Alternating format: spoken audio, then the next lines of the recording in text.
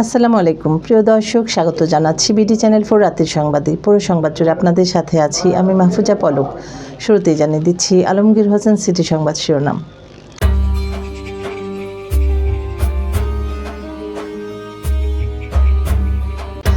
Family card উদ্বোধন 10 March, পাবেন 2500 টাকা। কর্মচারী রাজত্বে চলছে কিশোরগঞ্জ আঞ্চলিক সরকারি হাঁস প্রজনন খামার, চলছে সীমাহীন অনিয়ম। ভৈরবে র্যাবের অভিযানে বিপুল মাদক ও টাকা উদ্ধার, গ্রেফতার 2। নিকলিতে নিখোঁজের 7 দিন পর ডোবা থেকে নারীর মরদেহ উদ্ধার। ভারতের ঝাড়খণ্ডে এয়ার অ্যাম্বুলেন্স বিধ্বস্ত, নিহত 7। ঘরের মাঠে সেমিফাইনাল খেলতে পারে শ্রীলঙ্কা। এবার সিটি ল্যাব বিস্তারিত সংবাদ।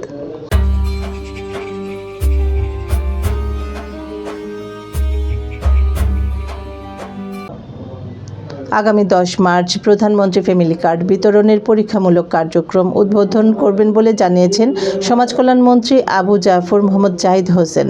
প্রাথমিকভাবে 14টি উপজেলার প্রত্যেকটিতে একটি ইউনিয়নের একটি ওয়ার্ডের সবাই ফ্যামিলি কার্ড পাবেন। এই কার্ডের আওতায় প্রত্যেক পরিবারকে 2500 টাকা করে দেওয়া হবে বলেও জানিয়েছেন মন্ত্রী। আজ সচিবালয়ে ফ্যামিলি কার্ড নিয়ে বৈঠক শেষে সাংবাদিকদের এই তথ্য জানান তিনি। সভায় সভাপতিত্ব করেন প্রধানমন্ত্রী তারেক রহমান। এবার সেফরন ডিলার স্থানীয় সংবাদ।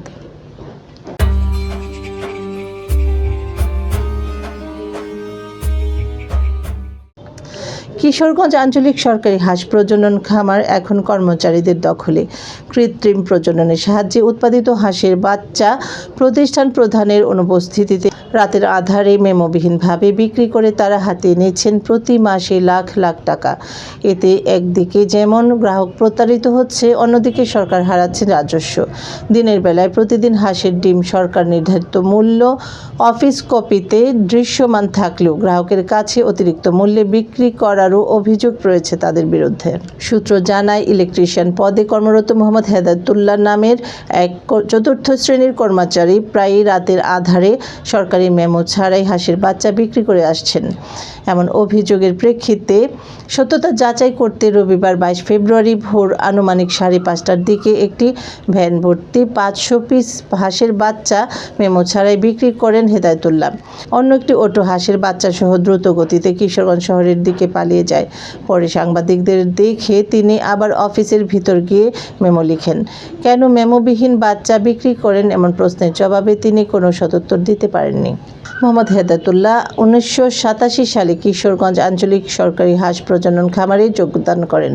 একই স্থানে তিনি 39 বছরের চাকরি জীবনে সরকারি রাজস্ব ফাঁকি দিয়ে কামিয়ে নিয়েছেন লাখ লাখ টাকা। কিশোরগঞ্জের ভৈরবে অভিযান চালিয়ে 3890 পিস ইয়াবা, 30 গ্রাম ইয়াবা ও নগদ 3,56,720 টাকা সহ 2 ব্যক্তিকে গ্রেফতার করেছে র্যাব 14 সিপিসি 2 ভৈরব ক্যাম্পের একটি আভিযানিক দল। গ্রেফতার 2 জন হচ্ছেন ভৈরব উপজেলার পঞ্চবটি পুকুরপাড় এলাকার সুমন মিয়া ও মমতা।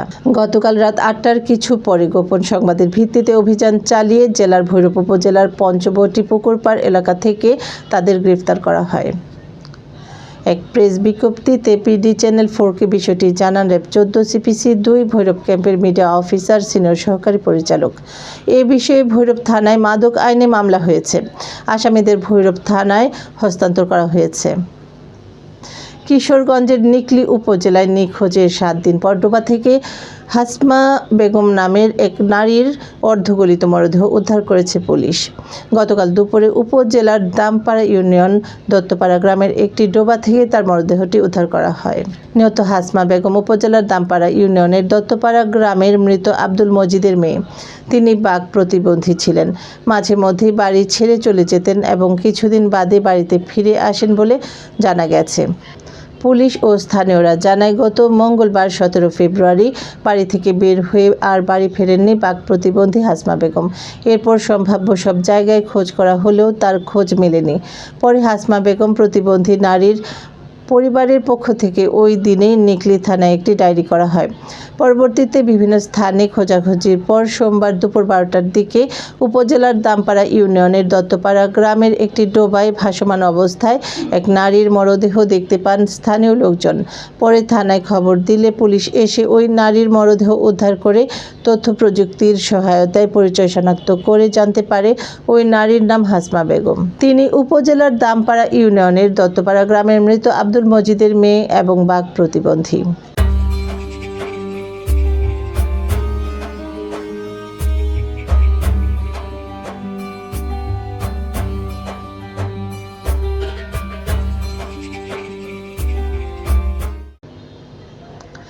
ভারতীয় পূর্বাঞ্চলীয় ঝাড়খণ্ড রাজ্যে একটি এয়ার অ্যাম্বুলেন্স বিধ্বস্ত হয়ে অন্তত 7 জন নিহত হয়েছেন।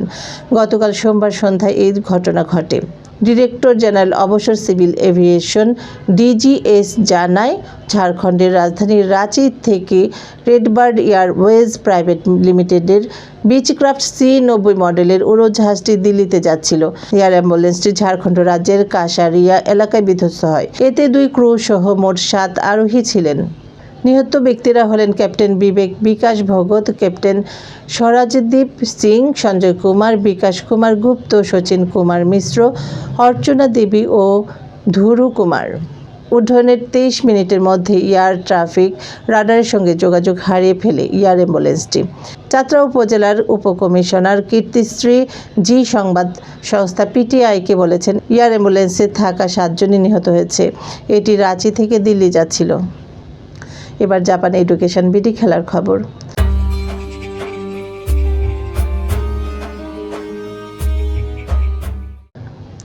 চলমান বিশ্বকাপ সেমিফাইনাল সূচি নিয়ে নতুন ব্যাখ্যা দিয়েছে international cricket council ICC।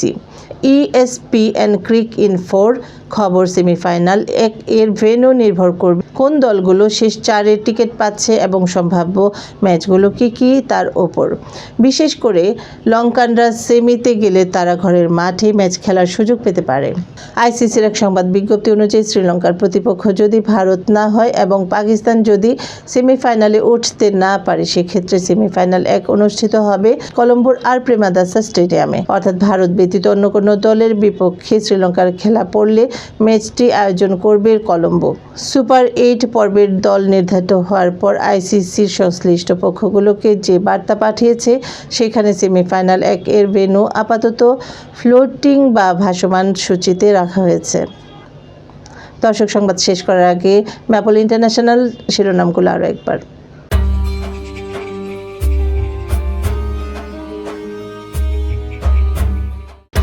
Family card উদ্বোধন 10 মার্চ, পাবেন 2500 টাকা। কর্মচারী রাজত্বে চলছে কিশোরগঞ্জ আঞ্চলিক সরকারি হাঁস প্রজনন খামার, চলছে সীমাহীন অনিয়ম।